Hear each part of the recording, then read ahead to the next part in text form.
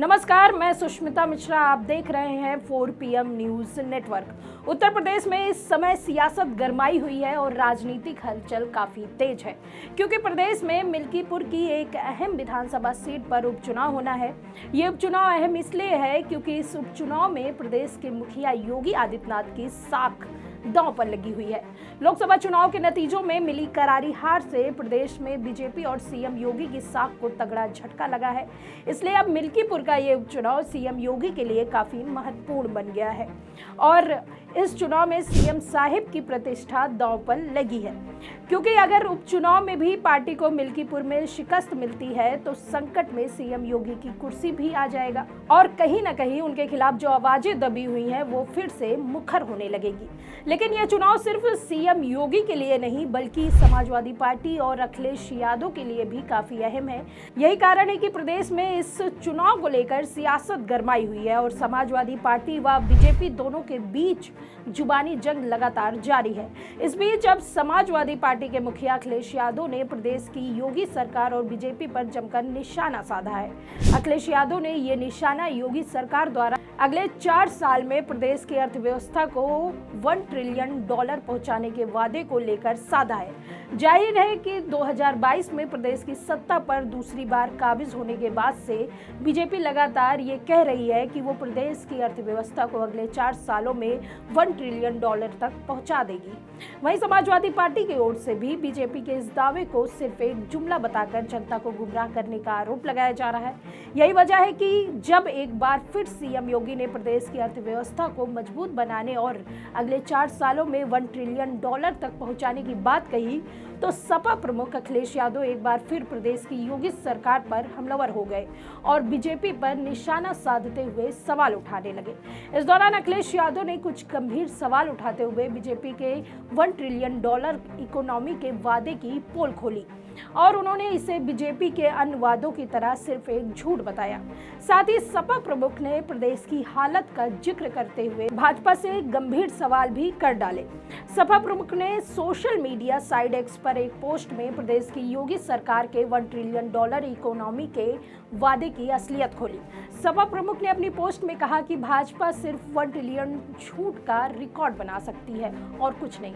BJP पर जुमला फेंकने का आरोप लगाते हुए अखिलेश यादव ने कहा कि उत्तर प्रदेश की भाजपा सरकार की तरफ से फिर से ये जुमला उछाला जा रहा है कि अगले 4 सालों में उत्तर प्रदेश की अर्थव्यवस्था $1 ट्रिलियन हो जाएगी।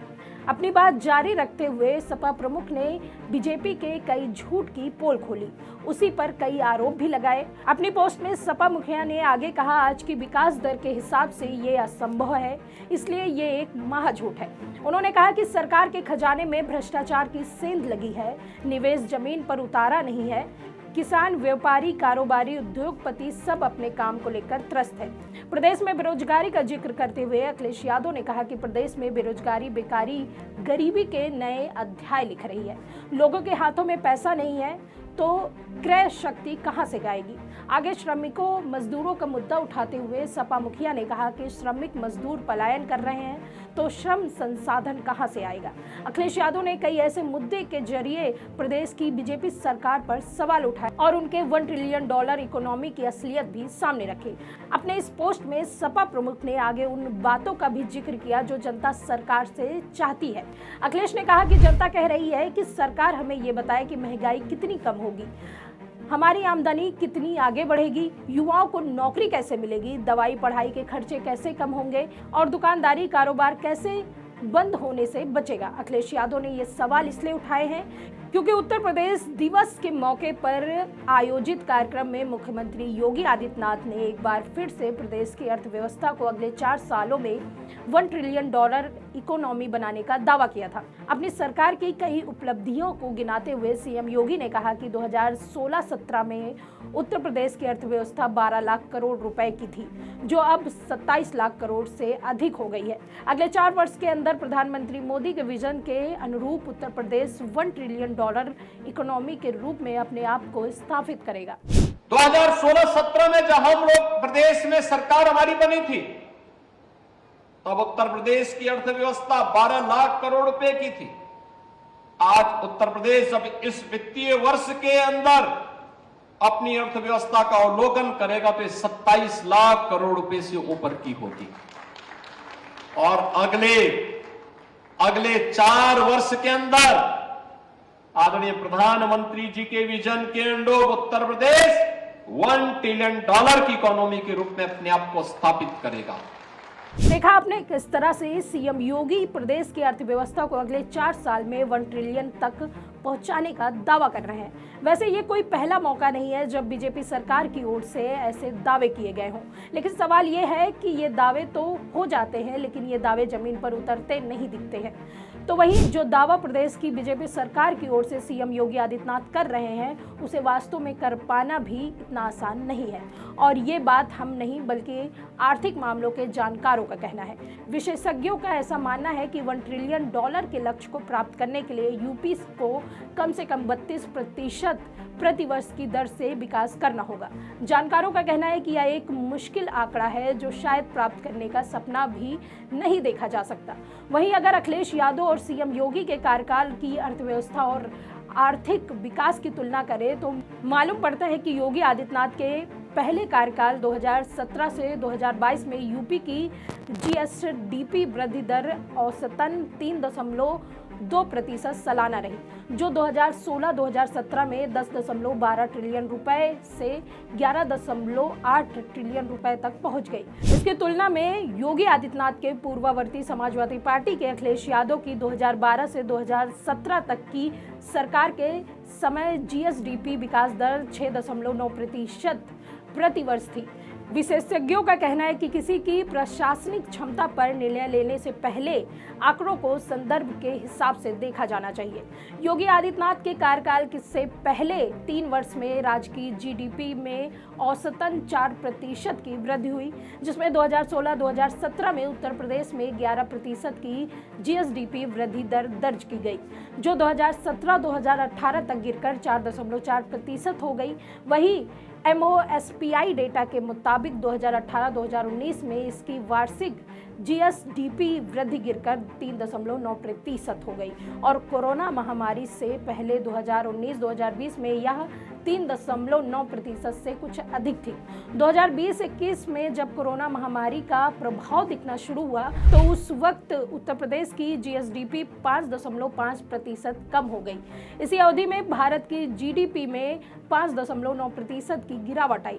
2021 और 2022 की बात करें तो उत्तर प्रदेश की जीएसडीपी में 9% की वृद्धि हुई, जिसका श्रेय निम्न आधार पर प्रभाव को दिया जा सकता है।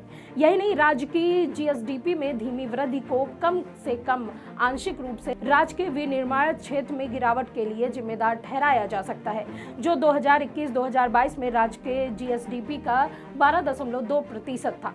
यही 2016-2017 में 15% से भी कम था।